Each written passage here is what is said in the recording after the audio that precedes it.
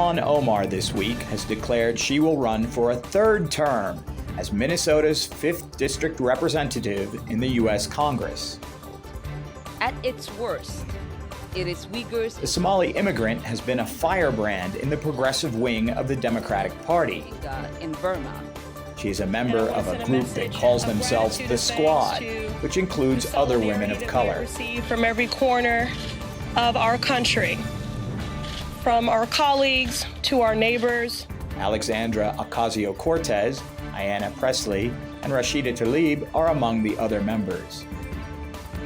They antagonized Donald Trump, criticizing many of his policies, particularly regarding immigration. No, you don't. You haven't been called. He famously told them to, quote, go back and help fix the totally broken and crime-infested places from which they came, unquote. The remark was considered racist and anti-immigrant by many. Omar used it in her 2020 re-election campaign with the slogan, "Send her back to Congress." She was re-elected with 60% of the vote to just 26% from her main challenger. This time, her theme seems to be, a better world is possible. I still believe in a world where we choose peace over war, diplomacy over bellicosity, and the human rights of all people over the profits of the military-industrial complex. A world where we put human rights at the center of U.S. foreign policy, oppose war and militarism, and pursue accountability for human rights abuses wherever they occur. If you believe a better world is possible, join me. Omar has been a prolific figure in the U.S. House of Representatives.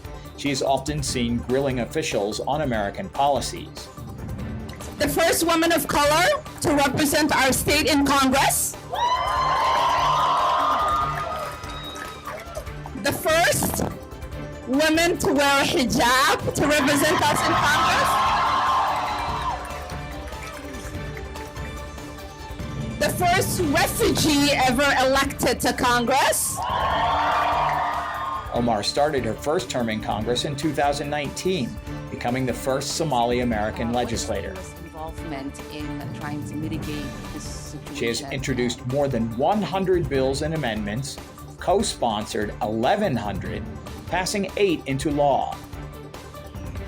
In her new announcement, she promises to use her next term to focus on economic and income equality and climate change. She also indicated that she still has a passion for promoting progressive policies.